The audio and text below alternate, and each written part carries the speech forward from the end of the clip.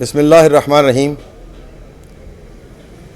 मैं तुहाडा मेज़बान साजिद भट्ट यूनीवर्सल चैनल दे नाल मैं अज सांगला हिल दी एक मजदूर शख्सियत दे नाल तुहाडा तारफ करान जा रहा, जिहड़े मादरी पिदरी तौर पर सांगला हिल विच टी स्टाल का काम करते रहे। इन्हां दे वालिद साहब भी अपने दौर दे विच बड़ा अच्छा टी स्टाल चलाते रहे।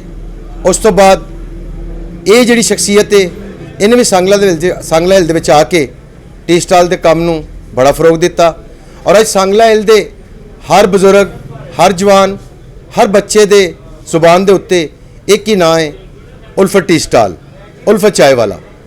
अज असीं इन्हां दे नाल इन्हां दे अड्डे दे उत्ते असीं अज इन्हां दे नाल सियासत दे बारे च भी गल्लां करांगे, इन्हां दी निजी जिंदगी ते भी गल्लां करांगे, हर किस्म दी गल्लां करांगे।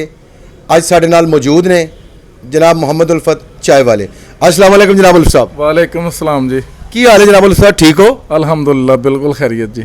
उल्फत साहब बड़ी देर तो असी बड़े बड़े सियासतदानां दे इंटरव्यू करने आ, बड़े बड़े चौधरियां दे इंटरव्यू करने आ, लेकिन अज असी साडे दिल ने चाहया कि अज असी तुहाडी आवाज़ भी इस सांगला हिल दी आवाम तक पहुँचाइए।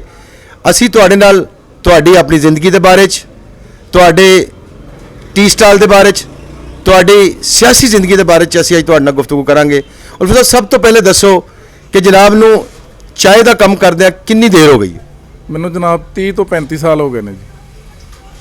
तो सन 1996 तो मैं हमीद निज़ामी रोड पर काम किया तो माशाअल्लाह मेहनत की है, जिदोजहद की है, तो अल्लाह पाक का शुक्र है कि अल्लाह पाक ने बड़ियां मौजां बड़ियां बहारां लाइयां ने। उल्फत साहब इस चाय के काम के नाल नाल असां तुहानूं देखिया है कि तुसी सियासत दे विच भी जौक दर जौक मुख्तलिफ किस्म के लीडरान दे नाल बड़ा पार्टिसिपेट किया है, उहदी की वजूहात ने? जनाबे अली माड़े बंदे हैं ते अपनी इज्जत अपनी शोहरत इनू बचाण वास्ते सहारा लिया सी मियाँ एजाज का, उहदे नाल बहुत प्यार किया, बड़ी मुहब्बत की है, लेकिन उधरों कोई रिस्पांस नहीं सी मिलता। बिल्कुल तारक बाजवा साहब ने उन्हां दे कोल असीं गए हैं, मैं मेरे भाई नाबद हुसैन भट्ट मरहूम, तो उन्होंने साडा बहुत ज़्यादा मान रखिया। जे सानू कोई भी किसी किस्म का भी सियासी या दुनियावी काम पै गया तो वो साडे नाल शाना बशाना रहे ने। इज्जत की गल की है, इज्जत तो अल्लाह ताला ज़ात देने वाली है, वो खा मियाँ एजाज हुसैन भट्टी साहब होन, खा तारक बाजवा साहब होन, तुहाडी एक अपनी इज्जत है, उन्होंने एक अपनी इज्जत है। किहड़ी इज्जत की खातर तुसीं उन्हां दा सहारा लिया? जनाबे अली पुलिस तंग करती ही, बल्दिया तंग करती सी, मियाँ एजाज साहब के नाल जदों बैठे हैं इन्हां गल्लां तो सानू जड़ा ना छुटकारा मिल गया। अच्छा, इसका मतलब है कि पुलिस तो डरदे होया, बल्दिया तो डरदे होया तुसीं इन्हां सियासतदानां दा सहारा लिया ताकि असीं सियासतदानां दे नाल लग के असीं इस तो छुटकारा कर लीए। इस तो अलावा तुहाडा इन्हां दे नाल लिंक करन दा कोई होर किसी किस्म का कोई मनसूबा? जनाबे अली आशिक हो गए सा मियाँ एजाज दे, लेकिन मियाँ एजाज को कोई रिस्पांस नहीं मिलिया। तारक बाजवा साहब ने उन्हां दे नाल दिलो जान तो उन्हां दे नाल है। उल्फत साहब इस तो पहले कदी एक दौर सी कि तुसीं चौधरी बरजीत साहब दे नाल भी इस तरह जिस तरह मैं एजाज दे नाल, क्योंकि भाई नाबद भट्ट जिहड़े सन वो जिले के सदर सन यूथ विंग दे, ते बरजीत साहब जिहड़े ने वो उन्हां दे नाल तलक काफ़ी सारा सीगा, ते लिहाजा फिर वो भाई दे मगर मगर चलना पैंदा सी। उस वेले ते बाजवा साहब ते बरजीत साहब बिल्कुल एक सन, क्योंकि बाजवा साहब MP सन और बरजीत साहब MLA सन। उस तो बाद उन्हां दे नाल नचाकी दा की ऐसा रीजन बनी, की ऐसी वजह बनी जिहड़ी उन्हां दी नचाकी दे नाल नाल तुहाडी भी नचाकी बन गई? जनाब मैनूं नहीं पता, मैनूं भट्ट साहब लैके गए ने उत्थे कोठी बाजवा साहब दे कोल, उत्थे बैठे चाह शाह पीती है, तो जो वापसी असी आए हैं तो चौधरी बरजीत नूं मिले हैं तो उन्हें सानू बिल्कुल दुदकार दिता, उन्हें साडी नहीं कोई भी गल, उन्हें कहा बाहर बह जाओ, फिर बाहर बहन की बजाय असी अपने घर आ गए। अच्छा, उस तो बाद बरजीत साहब ने तुहानूं कोई कॉन्टैक्ट करने की कोशिश की, कोई रबता करने की कोशिश नहीं की? मैनूं ये पता लगा बरजीत साहब आके तुहाडे तरले करते रहे ने, बरजीत साहब आके तुहानूं कहंदे रहे ने कि उल्फत तू मेरे कोल दोबारा आ जा, उल्फत मेरे कोलों जो भी होया उन्होंने भुला के तू मेरे कोल आ जा। नहीं जनाब कोई ऐसी गल नहीं, उन्हां नाल कोई नहीं। मियाँ साहब का फोन आया सी मैनूं कि उल्फत हाँ बई मैं तेरे लाना है कि तू मेरे लाना है? मैं कहा जनाब मैं ही आ जाऊँगा जी, तुसीं वड्डे बजुर्ग हो, मैं आ जाऊँगा, तो लिहाजा मैं नहीं गया। ਇਹਦਾ ਮਤਲਬ ਹੈ ਤੁਸੀਂ ਮੀਆਂ ਇਜਾਜ਼ ਸਾਹਿਬ ਨੂੰ ਵੀ ਇਸੇ ਗੱਲ 'ਚ ਖੈਰਬਾਦ ਕਰਦਾ। ਹੁਣ ਤੁਸੀਂ ਬਾਜਵਾ ਸਾਹਿਬ ਦੇ ਕੋਲ ਜਾਂਦੇ ਹੋ, ਬਾਜਵਾ ਸਾਹਿਬ ਦੀ ਪਾਰਟੀ ਦਾ ਤੁਸੀਂ ਪੱਖ ਮਾਰਦੇ ਹੋ, ਬਾਜਵਾ ਸਾਹਿਬ ਦੀ ਪਾਰਟੀ ਦਾ ਪੱਖ ਮਾਰਨ ਦੀ ਵਜ੍ਹਾ ਕੀ? ਜਨਾਬੇ ਵਾਲੀ ਉਹ ਬੜਾ ਪਿਆਰ ਕਰਦਾ, ਬੜੀ ਮੁਹੱਬਤ ਦਿੰਦਾ, ਮਾੜੇ ਬੰਦਿਆਂ ਦੇ ਨਾਲ ਉਹ ਮੁਹੱਬਤ ਰੱਖਦਾ ਤੇ ਕਿਸੇ ਕਿਸਮ ਦਾ ਵੀ ਆਪਣੇ ਵਰਕਰਾਂ ਨੂੰ, ਆਪਣੇ ਦੋਸਤਾਂ ਨੂੰ ਉਹ ਪਿੱਛਾ ਨਹੀਂ ਕਰਦਾ। ਨਹੀਂ, ਬਾਜਵਾ ਸਾਹਿਬ ਦੇ ਮੁਤਲਕ ਤੇ ਜਿਹੜਾ ਤੁਹਾਡੇ ਸ਼ਹਿਰ ਦੇ ਵਿੱਚ ਇੱਕ ਫੈਲਿਆ ਹੋਇਆ ਹੈ ਕਿ ਬਾਜਵਾ ਸਾਹਿਬ ਦੀ ਪਾਰਟੀ ਜਿਹੜੀ ਹੈ ਉਹ ਸ਼ਹਿਰ ਦੇ ਵਿੱਚ ਅਮਨ ਅਮਾਨ ਜਿਹੜਾ ਉਹਨੂੰ ਖਰਾਬ ਕਰਦੀ ਹੈ, ਉਹਦੇ ਬਾਰੇ ਤੁਹਾਡਾ ਕੀ ਖਿਆਲ ਹੈ? ਜਨਾਬੇ ਵਾਲੀ ਉਹ ਸਾਰਿਆਂ ਦੇ ਸਾਹਮਣੇ ਹੀ ਹੈ, ਜਿੰਨਾ ਕੁ ਬਾਜਵਾ ਕਰਦਾ ਵਾ ਵਾਧਾ ਘਾਟਾ ਉਹ ਸਭ ਨੂੰ ਪਤਾ।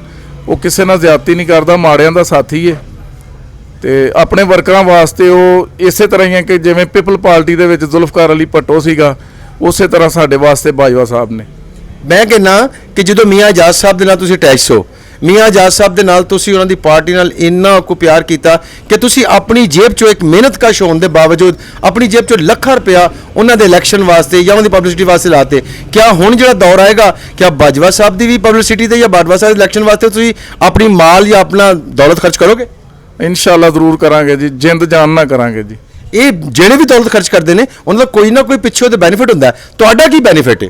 ਨਹੀਂ, ਅਸੀਂ ਕੋਈ ਬੈਨੀਫਿਟ ਨਹੀਂ ਲੈਣਾ ਚਾਹੁੰਦੇ ਜੀ, ਪਿਆਰ ਕਰਦੇ ਨੇ ਤੇ ਅਸੀਂ ਵੀ ਉਹਨਾਂ ਨਾਲ ਪਿਆਰ ਕਰਦੇ ਹਾਂ। ਹਰ ਬੰਦਾ ਚਾਹੁੰਦਾ ਹੈ ਕਿ ਮੈਂ ਪਿਆਰ ਕਰਾਂ ਔਰ ਪਿਆਰ ਦੇ ਬਦਲੇ 'ਚ ਮੈਨੂੰ ਪਿਆਰ ਮਿਲੇ। ਇਹ ਲੋਕ ਪਿਆਰ ਕਰਦੇ ਨੇ। ਉਸ ਤੋਂ ਬਾਅਦ ਜਿਸ ਤਰ੍ਹਾਂ ਬਰਜੀਤ ਸਾਹਿਬ ਨੂੰ ਪਿਆਰ ਕੀਤਾ ਤੁਸੀਂ, ਬਰਜੀਤ ਸਾਹਿਬ ਨੇ ਤੁਹਾਨੂੰ ਦੁਦਕਾਰਤਾ, ਕਿਆ ਤੁਹਾਨੂੰ ਇਹਨਾਂ ਕੋਲੋਂ ਤਵੱਕੋ ਨਹੀਂ ਕਿ ਤੁਹਾਨੂੰ ਕੱਲ ਨੂੰ ਵੀ ਦੁਦਕਾਰ ਦੇਣਗੇ? ਨਹੀਂ, ਇਹ ਨਹੀਂ ਇੰਜ ਕਰਦੇ। ਇਹਨਾਂ ਦੇ ਨਾਲ ਤਕਰੀਬਨ 9 ਤੋਂ 10 ਸਾਲ ਹੋ ਗਏ ਨੇ ਤੇ ਜਦੋਂ ਵੀ ਇਹਨਾਂ ਦੇ ਕੋਲ ਗਏ ਆ ਇਹਨਾਂ ਨੇ ਮੁਹੱਬਤ ਕੀਤੀ ਹੈ, ਨਾਲ ਬਹਿ ਕੇ ਖਾਣਾ ਖਿਲਾਇਆ ਵਾ, ਚਾਹ ਪਿਲਾਈ ਆ, ਇੱਜ਼ਤ ਕਰਦੇ ਨੇ। ਬਾਜਵਾ ਸਾਹਿਬ ਦੀ ਇਸ ਵੇਲੇ ਕਿਸੇ ਵੀ ਪਲੇਟਫਾਰਮ ਤੋਂ ਕੋਈ ਟਿਕਟ ਜਾਂ ਕੋਈ ਕਿਸੇ ਚੀਜ਼ ਦਾ ਉਹਨਾਂ ਨੂੰ ਇਸ ਵੇਲੇ ਆਸਰਾ ਨਹੀਂ ਹੈਗਾ। ਤੁਸੀਂ ਕੀ ਚਾਹੁੰਦੇ ਹੋ ਕਿ ਕਿਹੜੇ ਪਲੇਟਫਾਰਮ ਤੋਂ ਆ ਕੇ ਉਹ ਇਲੈਕਸ਼ਨ ਲੜਨ? ਕਿਉਂਕਿ ਆਜ਼ਾਦ ਜਿਹੜਾ ਬੰਦਾ ਇਲੈਕਸ਼ਨ ਲੜਦਾ ਉਹਦੀ ਕੋਈ ਹਸੀਅਤ ਨਹੀਂ, ਆਖਰ ਕਿਸੇ ਨਾ ਕਿਸੇ ਪਾਰਟੀ ਦੇ ਵਿੱਚ ਨਹੀਂ ਜਾਣਦਾ। ਤੁਸੀਂ ਕੀ ਚਾਹੁੰਦੇ ਹੋ ਕਿ ਕਿਹਦੇ ਪਲੇਟਫਾਰਮ ਤੋਂ ਇਲੈਕਸ਼ਨ ਲੜਨ? ਅਸੀਂ ਤਾਂ ਜਨਾਬ ਇਹ ਚਾਹੁੰਦੇ ਕਿ ਮੀਆਂ ਸ਼ਬਾਜ਼ ਸ਼ਰੀਫ ਸਾਹਿਬ ਮਿਹਰਬਾਨੀ ਕਰਨ ਤੇ ਉਹਨਾਂ ਨੂੰ ਟਿਕਟ ਦੇ ਦੇਣ ਤੇ ਇਨਸ਼ਾਅੱਲਾ ਉਹ ਐਮਪੀ ਵੀ ਹੋਣਗੇ ਤੇ ਐਮਐਨਏ ਵੀ ਹੋਣਗੇ। ਇਹਦਾ ਮਤਲਬ ਇਹ ਹੈ ਕਿ ਤੁਸੀਂ ਚਾਹੁੰਦੇ ਹੋ ਕਿ ਬਾਜਵਾ ਸਾਹਿਬ ਜਿਹੜੇ ਨੇ ਉਹ ਮੁਸਲਿਮ ਨੂਨ ਦੇ ਪਲੇਟਫਾਰਮ ਤੋਂ ਇਲੈਕਸ਼ਨ ਲੜਨ? ਹਾਂਜੀ, ਅਸੀਂ ਚਾਹੁੰਦੇ ਹਾਂ ਜੀ। ਤੇ ਬਾਜਵਾ ਸਾਹਿਬ ਨੂੰ ਕਦੀ ਤੁਸੀਂ ਜਾ ਕੇ ਸਲਾਹ ਦਿੱਤੀ ਕਿ ਬਾਜਵਾ ਸਾਹਿਬ ਤੁਸੀਂ ਮੁਸਲਿਮ ਨੂਨ ਦੇ ਟਿਕਟ ਤੋਂ ਇਲੈਕਸ਼ਨ ਲੜੋ? ਦੇਖੋ ਭੈਣ ਜੀ, ਗੱਲ ਇਹ ਵਾ ਕਿ ਬਾਜਵਾ ਸਾਹਿਬ ਨੂੰ ਅਸੀਂ ਸਲਾਹ ਦੇ ਵੀ ਦਈਏ ਨਾ ਤੇ ਉਹ ਵੱਡੇ ਬੰਦੇ ਨੇ, ਸ਼ਾਇਦ ਸਾਡੀ ਨਾ ਸੁਣਨ, ਠੀਕ ਹੈ ਜੀ, ਲੇਕਿਨ ਉਹ ਬਹੁਤ ਅੱਛਾ ਵਰਕ ਕਰਦੇ ਪਏ ਨੇ ਹਰ ਜਗ੍ਹਾ ਤੇ, ਫੌਤਗੀਆਂ ਤੇ ਜਿੱਥੇ ਵੀ ਉਹਨਾਂ ਨੂੰ ਜ਼ਰੂਰਤ ਮਹਿਸੂਸ ਹੁੰਦੀ ਹੈ। ਉਲਫਤ ਸਾਹਿਬ, ਫਿਰ ਯਰਾਨਾ ਤੇ ਕੋਈ ਨਾ ਹੈ ਕਿ ਤੁਸੀਂ ਲੱਖਾਂ ਰੁਪਏ ਜਾਂ ਆਪਣੀ ਦੌਲਤ ਉਹਨੇ ਲਾ ਦਿਓ ਤੇ ਤੁਹਾਡੀ ਗੱਲ ਨਾ ਮੰਨਣ ਕਿ ਬਾਜਵਾ ਸਾਹਿਬ ਤੁਸੀਂ ਲੀਡਰ ਨੇ ਜੀ, ਅਸੀਂ ਉਹਨਾਂ ਦੇ ਪਿੱਛੇ ਹੀ ਹਾਂ ਜੀ। ਅੱਛਾ, ਤੁਸੀਂ ਉਹਨਾਂ ਦੇ ਪਿੱਛੇ ਹੋ, ਉਹ ਜਿੱਧਰ ਵੀ ਜਾਣਗੇ ਤੁਸੀਂ ਉਧਰ ਜਾਓਗੇ? ਅਸੀਂ ਇਨਸ਼ਾਅੱਲਾ ਉਹਨਾਂ ਦੇ ਨਾਲ ਜਾਵਾਂਗੇ। ਉਲਫਤ ਸਾਹਿਬ, ਆਖਰੀ ਗੱਲ ਮੇਰੇ ਨਾਲ ਕਿ ਆਇਆ ਅਗਰ ਕੱਲ ਨੂੰ ਮੁਸਲਿਮ ਲੀਗ ਦਾ ਦੌਰਾ ਆ ਜਾਂਦਾ ਹੈ, ਬਾਜਵਾ ਸਾਹਿਬ ਨੂੰ ਮੁਸਲਿਮ ਲੀਗ ਦੀ ਟਿਕਟ ਨਹੀਂ ਮਿਲਦੀ, ਕਿਆ ਤੁਸੀਂ ਫਿਰ ਵੀ ਉਹਨਾਂ ਦੀਆਂ ਹਮਦਰਦੀਆਂ, ਤੁਹਾਡੀਆਂ ਹਮਦਰਦੀਆਂ ਉਹਨਾਂ ਦੇ ਨਾਲ ਹੋਣਗੀਆਂ? ਇਨਸ਼ਾਅੱਲਾ ਅਸੀਂ ਬਿਲਕੁਲ ਦਿਲੋਂ ਉਹਨਾਂ ਦੇ ਨਾਲ ਆ ਤੇ ਉਹਨਾਂ ਦੇ ਨਾਲ ਹੀ ਰਹਾਂਗੇ ਜੀ। ਐਸਨ ਜੀ ਜਨਾਬ ਉਲਫਤ ਸਾਹਿਬ ਚਾय ਵਾਲੇ, ਇਹਨਾਂ ਦੇ ਖਿਆਲਾਤ ਤੁਸੀਂ ਵੇਖੇ। ਅਗਲੇ ਮਹਿਮਾਨ ਤੱਕ ਮੈਨੂੰ ਇਜਾਜ਼ਤ ਦਿਓ। ਅੱਲਾ ਹਾਫਿਜ਼।